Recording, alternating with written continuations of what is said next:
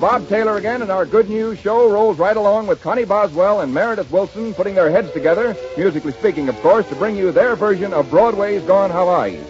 Nobody holds me back. I may sing a few licks myself here. Broadway's gone Hawaii, cool feeling stealing through the air. Broadway's gone Hawaii, they've all gone nuts about hula huts on Old Times Square. Horse song singers have given up Frankie and Johnny for King Kamehameha, Pumanuka Nuka, and Sweet Leilani. Broadway's gone Hawaii. Every hot spot feature, those grass skirt preachers. Broadway rhythm, you've changed, for everybody's gone Hawaii. Now, Mr. Bob, I've read an awful lot about Broadway. What did you find out, Connie? That Fritzy Chef and Grace LaRue and Zig Bell were the thing. That's right, Connie. And Victor Herbert's melodies, they were kings. And in the good old days, they tell me Nora Bay made old Broadway famous when she sang. Shine on, harvest moon, up in the sky. But, Mr. Taylor, look at Broadway now. What's the matter with it? They want to go back to a little grass shack in Kealakekua, Hawaii. And you know why? It's all because of a melody that everybody knows. But you must admit it's lovely, Robert. This is how it goes. Sweet Leilani, heavenly sound, I dreamed of paradise for two. Sweet Leilani, You are my paradise, come near.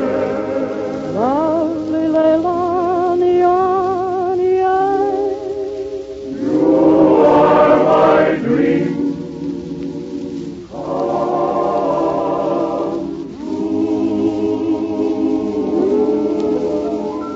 there's the Honolulu feeling true. You take a make a honker, you my new Broadway gone Hawaii may be true. But, Mr. Bob, I don't care about the huts on Old Times Square. We'll even lend our own applause. In fact, we think it's great. Because we've gone Hawaii too.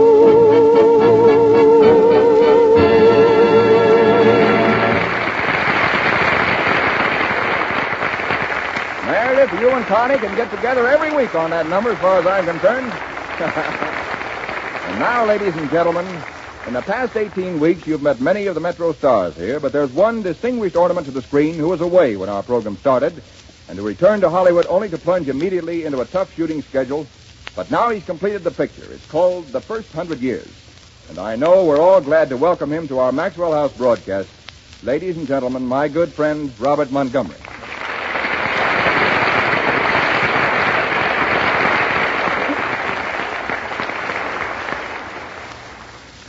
Thank you, Robert. Thank you, ladies and gentlemen. And may I say, Bob, that while this is my first visit to your program in the flesh, I've often been present in spirit. You mean as part of the audience? Yes, but sometimes there's more than that. On several occasions, I've envied you and some of the other boys the fun you seem to be having.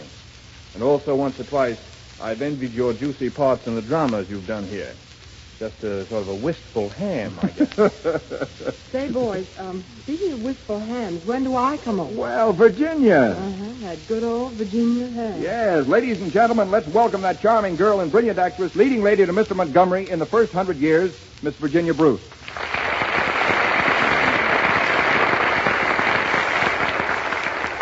Virginia, glad to see you. Oh, you wistful ham. And by the way, I can't keep calling you wistful ham. And if I call you Bob, the Fireside folk won't know whether I mean you or him. So from here on, I'll call you Montgomery. Thank you. You can call me Mr. Taylor. Okay, Taylor. Okay, Bruce. Well, Taylor, now that that's settled, I noticed you billed Bruce and me correctly tonight. The name of our picture being the first 100 years. But last week in your announcement of tonight's show, you called our picture by its old title, Wooden Wedding. Yes, how about that, Taylor? So switched up a little, huh? Well, yes, it did, and I'm sorry. They were going to fire me for it, but a pal of mine in the publicity department took the blame and saved my life. If you're listening, pal, thanks. Okay, kid. I guess he's listening. Say, Taylor, how did you like our picture? Well, officially, that is, speaking for Metro Goldwyn Mayer, I thought it was terrific. Speaking personally, I thought it was sensational. Oh, boy, you had me worried for a minute. Could you give us just a short review of the picture in your own words, Bob? Not more than 50 words. 50 words. Do I have to send labels with it? No. Okay, well, now let me see. The first 100 years is a very interesting picture about a lady and a man who are married, but he gets a job in New Bedford, Massachusetts, and she has a job in New York and doesn't want to go to New Bedford. The picture is filled with glamorous scenes of cocktail bars and penthouses and transcontinental airplanes and is very exciting. The end. Bravo, yes. You know, I really liked the story myself, although, of course, I never could see much sense in Bruce's part. Any woman should be tickled to death to go wherever her husband wants her to go if he's working. Oh, is that so? Certainly it's so. Since the beginning of time, woman has been man's chattel.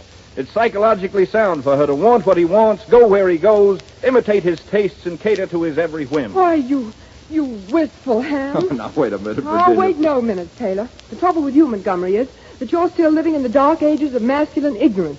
The way your mind operates, I'm surprised you don't light fires by rubbing sticks together. You ought to be wearing a leopard skin instead of that expensive suit you've got on. You're prehistoric. That's right. You're Neolithic. That's right. You're a dope. That's what? Now, Virginia, please, you must... You stay out of this, Taylor. I know how to handle women. I can see that. Of course, Bruce, the trouble with arguing with a woman is that they make everything so personal. If you say to a girl, the world is round, she says, well, thank goodness I'm not fat. Montgomery, don't you criticize my figure.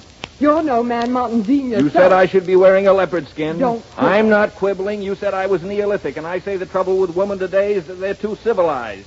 What does a modern woman know of household arts? They think needles are something to put in beer. Robert Montgomery, I'll have you know I make all my own clothes.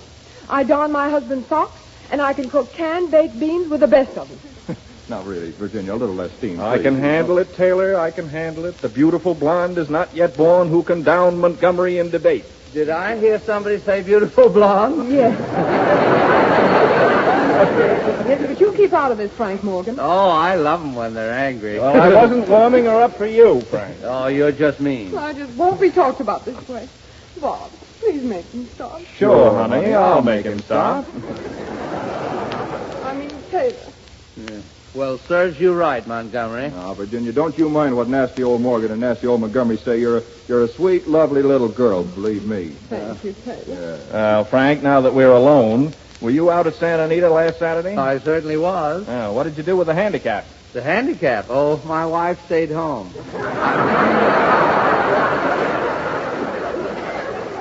Oh, Alma, if you're listening, I didn't really mean that. I'm listening, Frank. Oh, well, that's fine. And how are you, dear? Who said that? Alma. And you'd better stay away from that Bruce woman. All right, dear. Yes, dear. I guess that's telling her.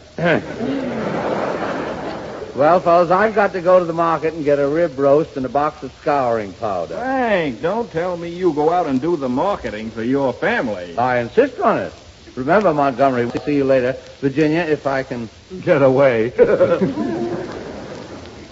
Bruce, I suppose that's the kind of a fellow you like for a husband. No, thank you. I'm very happy with the husband I have. Poor old Morgan. I'd hate to be him. The way he gets kicked around by that wife of his. Oh, not for Montgomery. In the Chateau Montgomery, I am the king. Hello? Oh, yes, how are you? Yes, just a second. It's for you, Montgomery. For me? Yeah. Oh, thank you. Hello? Oh, hello, dear. Yes. Wait till I get a pencil, will you?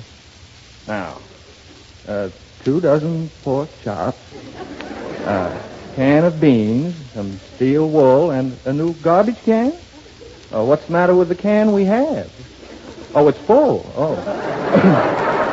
All right, dear. Goodbye.